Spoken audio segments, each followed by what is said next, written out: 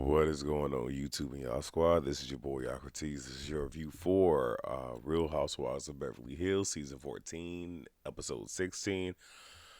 So y'all would have gotten this last night, but again, neighbor blasting music, and I didn't feel like uprooting everything going into the studio. I just didn't feel like doing it. I literally just woke up, so getting to see y'all now. Because if I don't get to see y'all now, by the time I get back home, it's time to do the panel. Then y'all just not gonna get the review, right? Right.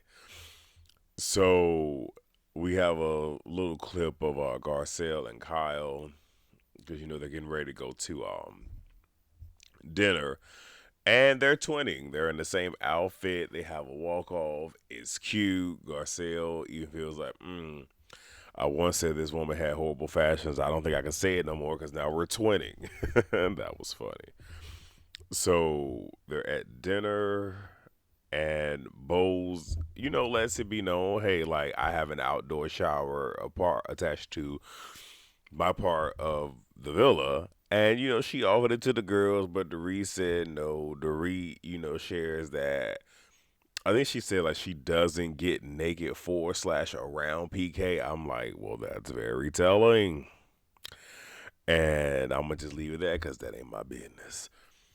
Dorit then decides to address Sutton, and it seems to me that the Sutton pileup was somewhat deliberate, more or less here than the boat. But even with the boat, we'll get there. But Dorit says that she has been very mean spirited and she wanted to overcome, but it never happened. And as I had said, before, a lot of this truly falls on Dorit. It really doesn't fall on Sutton because when they were on the Sprinter, I believe it was like their first trip of the season. And like they were like Sutton was, I forget what, I would have to go back and just watch that so I can like really give y'all the context of what was said, but just having this like a general conversation, explaining some stuff. And then you had Dorit jumping in, just wanting to have a moment almost, and it's like you're not even listening to Sutton, you're misconstruing what Sutton is trying to deliver, and Sutton is trying to tell you like, hey, whoa, wait, you doing too much. I'm not saying that, this is what I'm trying to say. And then like I said, it was up, it was stuck, and that was it. And that was the instance that they were using. But them falling back off the rails, that was all Dorit. That was not Sutton. So Sutton says that, they've all failed, when it came to this whole sisterhood thing. So you just can't put all that on me. Dorit again mentioned Sutton wanting the sisterhood and not embodying that. Jennifer and Kyle says that, Sutton meant that she wanted this to be a sisterhood, which she did. We're getting a little bit of Kyle actually starting to defend Sutton. Doesn't happen often. And Dorit says she cannot turn into the victim every time. And it's like, but she's not turning into a victim. And that's something that Dorit does much more than Sutton does. And then she says, I'm an adult. I can take accountability every time. And you got to pay attention to not only what people say, but what they don't say, how they saying it, what they're trying to imply. 'Cause if a mofo say, because I'm an adult, you're trying to insinuate that I'm not one. So, okay, now you coming for me. All right, cool, bet. Sutton says that she said something at the caviar party that wasn't right. She sincerely apologizes. She said it to be hurtful, and that's just that. Now, in her interview, Sutton has a different stance. I also believe when she was on Watch What Happens Live, she walked it back then, which means that in present day she has thus walked it back. And I think that's just because of, possible criticism and fan reaction and blah, blah, blah. Whatever. I still wish she would have just stood in it. And I think that she's trying to walk it back in the moment because it's Yeah, I tried to do this hostess hood thing. Let me, because yeah, I probably went a little bit too far. In the confessionals now, or interview, because those are really interviews, not confessionals. She's saying something totally different, and I think that's because of how they did her in this particular episode, where it's like I just don't care. But hindsight being 2020, and now she probably is back there. But I think that because again, a lot of them they don't want the fans to really be on their butt. So okay, whatever, son. Dorit questions the timing of it because her thing is if you truly felt that way, why are you waiting until now and not before now? But at the same exact time, y'all ain't around each other like that. And it will be different if Dorit would have brought the comment up to her, start grilling her about the comment, and then Sutton apologize. I can see it. Sutton is volunteering this apology, so whatever. And let me see. Da-da-da-da. Hold on, wait. Now I lost myself. Yeah, so she questions the time and says that she's being very passive aggressive, and tells her that sh- she's moved past this because there are other things. And Bo asks Dorit, is there anything that she can hold herself accountable for? Because she's starting to see in this moment what we all see, where is no, Dorit got the bone, she ain't gonna leave it alone. Where it's I'm already set on I'm coming after you, so I'm not hearing the apology. I'm not hearing these other things that you're saying. Let me phrase that. I'm not listening. I'm hearing because I can hear you saying it, and I'm listening just enough to where I can respond, but I'm not listening to understand. Dorit mentions the drink comment and says it wasn't to start anything and is sorry for it. And there was a bit of a but because she was like, "Have you not called me a bitch? Then I would have walked it back." That's not how this works, sweetheart. That's not how this works. I'm not gonna do this with them.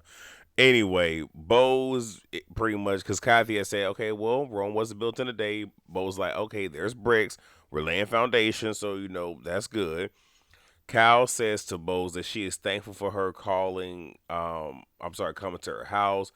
Bose mentions how she had went out and pretty much was seated to where she wasn't that far from Mauricio. Saw him sitting with a girl.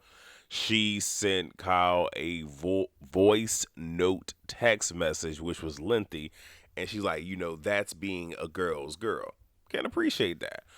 I mean, I get the whole being a girl's girl. Well, okay, again, I'm a dude, but the whole concept of it.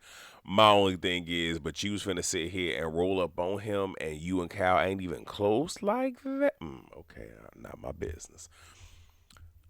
So let me see. Said that. Now Garcelle says that they're there for her and they really want to support her, but it baffles her if they have to tiptoe around the whole Morgan thing. Kyle says there is no situation there. Garcelle felt that Sutton needed to have her back at the table, but she didn't because she's blind. She's blinded by Kyle's light, and now she looks like the bad guy. I can get that at the same exact time, Garcelle. Like, if you finna come out guns a blazing, you need to stand in that on your own. I do understand, feeling out there by yourself and not having the help, but this is where, and she does it later in the episode, where you just move accordingly. Okay, I gave, you didn't gave, cool, bet. I know how we gonna do this moving forward. So back at the villa, we got Boza reading Erica. Dorit says she knows the intention of the night. She brings up Sutton and the sisterhood again. Bose mentions how Sutton apologized, and then Dorit just railroaded it and didn't fully acknowledge the apology. Dorit says, she needs more than words, and things just need to play out. Miss me. We get Sutton, Jen, and Garcelle. Sutton is says she's not apologizing again. She appreciates Kyle for coming to her defense, and we get a little bit more of Kyle doing that. And look, sometimes when you have people who are in the people pleasing state who just want to be a part of something, where when that person or those people that they aspire to be close to give them breadcrumbs. They salivate over it, where it's, oh my gosh, you're giving me breadcrumbs. Like my friend over here, you're giving me lobster and steak, and this is a 5 course meal. But this person over here that I want something from, oh, these crumbs, oh my gosh, they're gourmet. Thank you. Like that's how Sutton is. Garcelle brings up, Kyle saying, oh, wait, if there is anything between Morgan and I will tell it. So do we back off if there isn't? Sutton feels.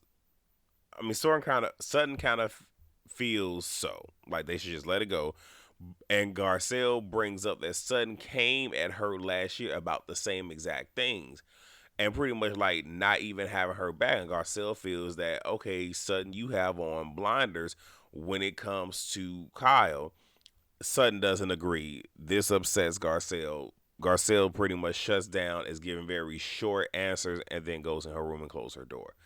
Next day, Garcelle and Sutton talk. Garcelle says she got frustrated the night before, stormed off. Garcelle tells her when she brought up Morgan last night, Sutton went into protective mode of Kyle. Sutton says that she's just over the Kyle and Morgan of it all, which is why she didn't even like participate in the back and forth. She feels if someone is so adamant about not wanting to talk about something, that I'm just gonna move past it. Garcelle brings up Bo's seeing Mo, and Sutton says that this isn't the first time she's heard of somebody catching Mauricio out there in them streets. So now they on the boat. Kyle and Dorit talk off to the side. Dorit asks about Kim. We find out they don't talk much. They aren't that close. Surprise, surprise. Um, while they're over there, Sutton brings up the previous night and says that, she meant what she said last night and is not like her to, say things like that. Now, this is when Erica decides she wants her moment and that she wants to finally come at Sutton. And I really feel, and again, this is just me being my cynical self, where they're aware of when the season is winding down, right? This is trip 2. This is the big trip. So they know either the season is going to conclude. Well, typically, they come back home and maybe that's like 1 or 2 more episodes before we get to the reunion. I think New York was the only one where they pretty much just ended it at the trip because of all that what happened. So Erica's fully aware, oh, this is pretty much almost over. So at least let me have something, because again, she really ain't been delivering. She's been playing in the background. Erica says that Sutton is very critical, which she is. That's the Virgo in her. And not that compassionate when girls are going through things. Says you done it to me, Kyle and Dorit. You pose as a friend and work as an enemy. Now, right there, fighting words. Okay, that's that. That's like, oh, you trying to line me up. So Sutton says that if I mistreat her saying, okay, I'm sorry. Sutton says to say that I mistreat women is a strong statement. I apologize and I meant it, but I will not do this over and over. And it's in this moment that I put in my notes that Sutton should have went mute. Now again, like I said, she a whole Virgo. I have Virgo placement. I'm a Virgo moon, so I'm a Capricorn sun, Scorpio rising, Virgo moon. Have Virgo, I get it, I understand it. Also, with all of my like with especially how my whole chart is, you come and be crazy. You just finna like when I tell you my mouth is crazy and it's reckless, and I'm just about to say some ish. But I also recognize when somebody is trying to get my goal, when somebody's trying to pull my card. It's hard to do, but I will shut down because I'm not going to give you that. I'll give you the satisfaction of seeing my facial expressions and see that I really want to give it to you. I'm not going to give you the satisfaction of you having that sparring match with me. Because at this point, I know, one, you're trying to have a moment with these cameras, but two, you're trying to siphon my energy. We're not doing that. I wish he would have went mute. But Sutton knew the shoe was going to drop when it came to Erica. I mean, we all did. Garcelle says in her interview that there are times. Hold on. Oh, right. Garcelle was saying in her interview that during this interaction, because now Kyle and Dorit have made it back, and saying that there are times where Kyle could have jumped in and defended Sutton, but chose not to. And Sutton ain't saying nothing and probably isn't going to say anything about it.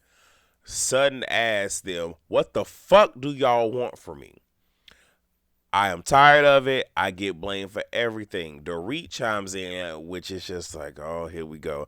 I didn't even catch what she said because it's just at this point I know you on some bull, and I really did not feel like running back because I was trying to get to the bed. And says that Sutton needs to speak English because again Sutton is a little frustrated, and all this other stuff. So then Sutton mimics an English accent, which clearly is to get at Dorit. And again, I get Sutton being upset and frustrated, and at this point, I'm just going to say and do whatever because at this point, I need y'all to get off my back because y'all playing with me, y'all playing in my face. I ain't got time, I ain't got it to do, right? So Sutton is what? She's full like in her bag, like she is in her bag, Does and that pretty much tells the read at this point. I don't care. Pretty much letting them know I don't care about you. I don't care about what you're saying right now. I don't even care. And then she says she doesn't want to move forward in this moment, and Sutton is okay with pretty much being on ice with Dorit. And here's the thing. This is one of the things where you don't want to get somebody like that to that point of apathy to where you're like, man, I don't even care no more, man. F it. Especially when Sutton has been trying. It just sucks because this is what they wanted from Sutton. Sutton gets up and relocates to another part of the boat. Garcelle chooses to not have her back because she didn't have hers. It sucks because there's the cracks in the foundation. So of course, people on social media was all on it. But yeah, that is my review. Y'all got over 17 minutes. I hope y'all enjoy the whether you like it or not. Beverly Hills panel will be on Scotty's channel today, so we'll be there later on tonight. And yeah, that is it. So please rate, comment, subscribe, and share. And I will see you all there in a little over 12 hours. Yeah, really, like in 12 hours. Well, from because it's 5:20 in the morning right now.